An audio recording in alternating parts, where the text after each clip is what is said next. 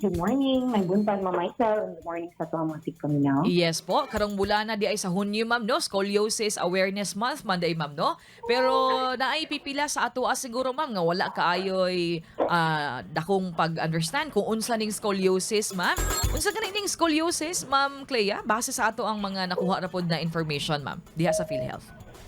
Okay, yes ma'am. So, base sa itong research, no, information na nakuha, ang kanyang scoliosis, usa ni siya ka medical condition, no, kung diin ang kahimtang sa ito ang likod, no, sa spine specifically, Mhm. or kanyang dubukan nato, kay ang kurbada niya, ma'am, adunay liko.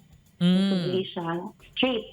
So, Mhm. usually, ma'am, kasagaran ng scoliosis, makahimo ni siya o sa kakinaiyang na S-curve or C-curve ang ato ang spine compared Mm. sa normal na tulid na spine sa Yes. katao. Mhm. So mao na siya murag maghiwi ang imuhang likod man dili straight ka mo tindog, mao na siya ang Mm.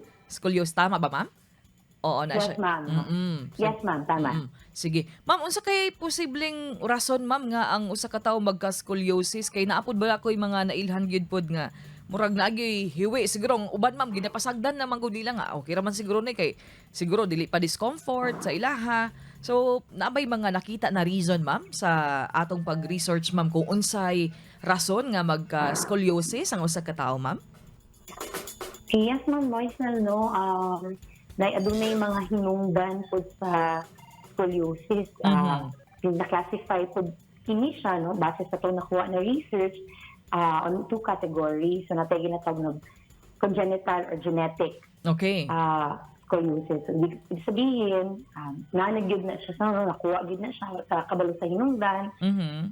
but ano na gyud siya, murag kumbaga inborn. Mm. Napoy ginatawag na secondary scoliosis, mahimo ni siya tungod kay effect of a certain medical condition or other medical condition gihapon, Mhm. sama sa spina bifida, cerebral palsy, no? Ug uban pang mga illnesses and disease. So, ako personally, Ma'am Mais, no, namang good ko mild scoliosis.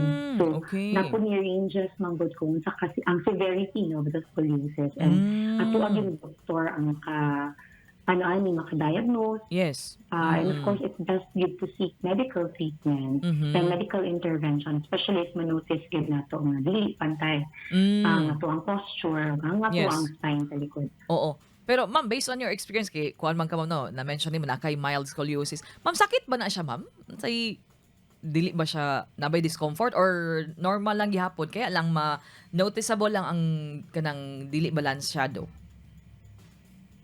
Okay, so siguro ma'am, it's more of dili lang gyud pantay imong posture, Okay. no? Mm.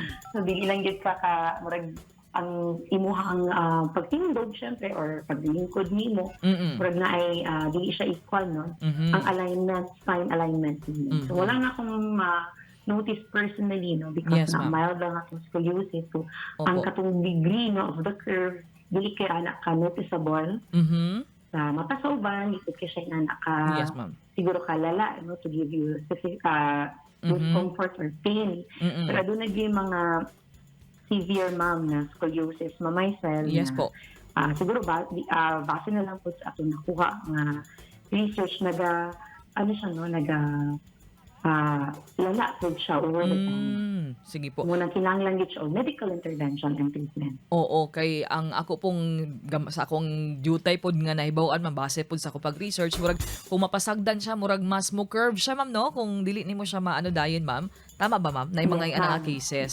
Oo. Yes, ma'am. Yes, Syempre ma'am. dili ta gusto maabot diha. Mao bitaw nga ang PhilHealth dunay packages for this ma'am. So mangutana mi unya ma'am sa among pagbalik unsay ma-avail nga benepisyo sa atong mga PhilHealth members nga dunay scoliosis og pila pod ma'am unya unsaon syempre pag-apply ani nga benepisyo. Ma'am Clea, nag-iskuta man ta ganina unsa na siya, unsay posibleng mga rason og syempre kinahanglan gyud og treatment labi na katong dili na yun siya mild no. Ma'am, unsay may ikatampo ni PhilHealth aning kuan ma'am, scoliosis ma'am. Labi na sa atong mga members po.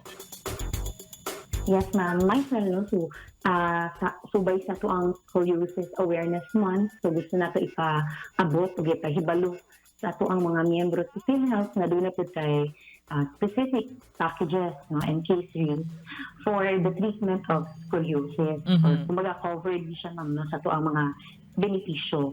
So sa PhilHealth na ginatawag na regular case rate, Ma'am Maisel. So Mhm. ang ato ang standard na benefit case rate or package, no, amount na ma-avail nila for congenital scoliosis due to congenital bony malformation is 5,300 pesos. Pero ado na po tayo mga Z benefit na Maisel na gitawag na itong Z-More. Kumbaga, this stands for Mobility Orthosis Rehabilitation Prosthesis Health. So, kaning Z benefit mo Maisel, mas dako itong package kay it involves the entire treatment phase. So, ato ang Z-More for orthosis cases, no, kaning mga spinal conditions, at doon na tayo tulo ka buok klase. So, na siya, kumbaga, medical classification, Ma'am Maisel. Ang pinakamubo, no, under the Z-Morph is 30,000 pesos. 30, okay. Yes, mo ni katong lumbo sa sacral, no? Mhm. And naputay 40,000 and 45,000. So, again, depende ni siya sa Yes. recommendation sa to ang doktor. Mhm. Ma'am, ang ato mga PhilHealth members, ma'am, na given naman na depende sa kanang severity, no, siguro sa unsay kuan sa imuha stage sa imuhang scoliosis sabay term ana, ma'am, no. Syempre ang doktor ang mag-identify ana, maghatag sa imong diagnosis, ma'am. Kinsabay pwede mo apply ani, ma'am, kung member ko sa PhilHealth, asa ba ko pwede nga ospital mo duol, ma'am, dinhi sa Davao region, ma'am? Okay, ma'am. So, yes, ma'am, Marcel. Ako lang kung dungagan, so wala man gud ako naman siya natanong kung aduna po yung surgery.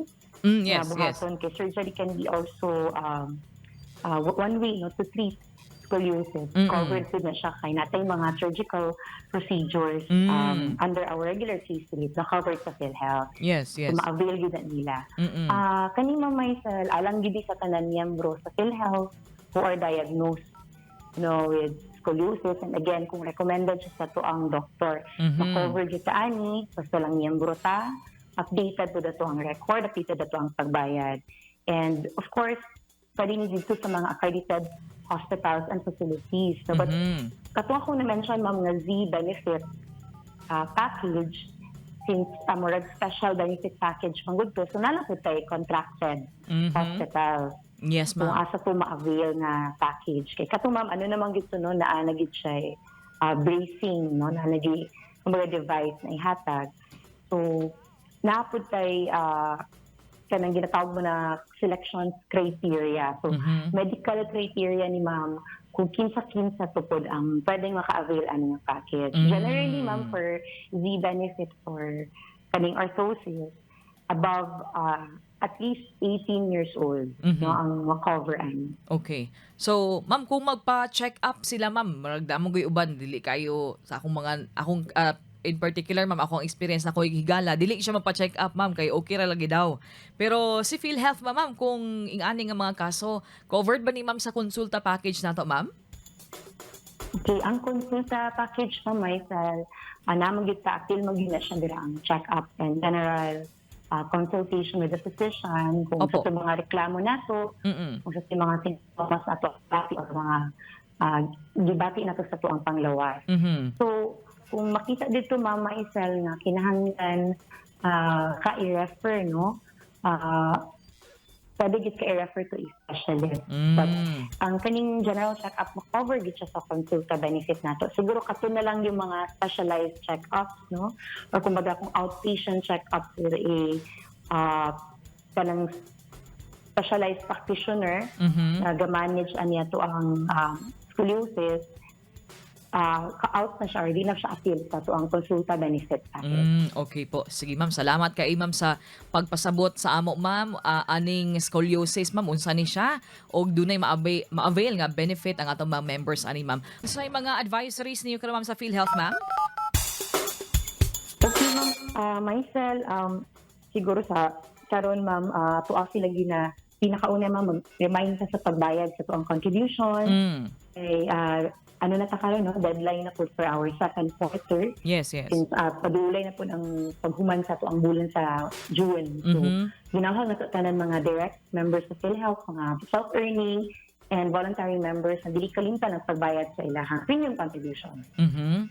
Yes, ma'am. Unya, ma'am, si Secretary Herbosa, ma'am, ni As Davao, unya, sa iyahang mensahe, Yes, suma pa niya, ang tanang tao kuno kinahanglan dunay access sa usa ka high quality service, ma'am, nga pagserbisyo sa health, no, sa ilang pamilya komunidad. Unsa inyo hapon, ma'am, sa PhilHealth, unsa may mga naabab mo pwedeng i-share sa amo, ma'am, nga gimando karon sa ato ang Health Secretary, ma'am?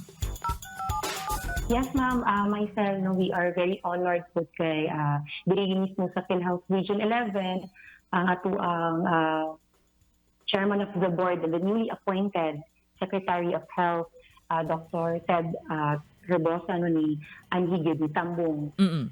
Actually, mamay sa muna reason ng nami diri po sa Tagum, Yes, si ma'am. PK, diri po gi-hold ang ato ang activity. Mhm. And kahapon, nagkaroon ng mga site visits dito sa mga medical facilities. No? Apil na ang ato ang isa sa mga consulta provider na to diri sa Tagum City. So, kauban ato ang mga executive officers diri sa PhilHealth, mga board members na to, o ang ato ang chairman of the board and secretary of health, gituyok nila ato ang mga facilities no to, of course, makihinabi sa ato ang mga partner hospitals and sa mga pasyente po to strengthen pag ato ang partnership, may labot ani ato ang universal healthcare na mga programa. So, mapasalamaton kaayo mi mamay sa suporta po. Yes, ma'am. Sige, ma'am. More power sa inyo ha, ma'am, sa PhilHealth pod, ma'am, no? Kalabot ining pagpatuman sa mga health services, pinaagi sa taong Universal Healthcare Law, sama sa gilauman sa tanan, ma'am, na ma-improve ang atong health services gikan sa panggamhanan